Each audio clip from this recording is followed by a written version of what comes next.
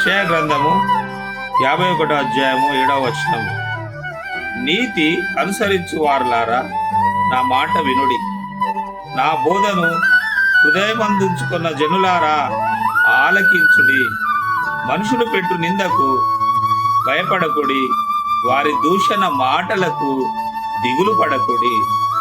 మనుషులు పెట్టు నిందకు భయపడకుడి, వారి దూషణ మాటలకు దిగులు పడకుడి. వస్త్రమును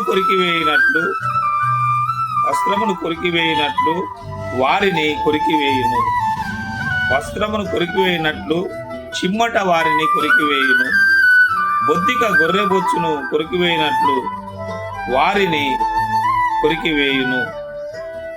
అయితే నా నీతి నిత్యము నిలుచును, నా రక్షణ తరతరములుండును.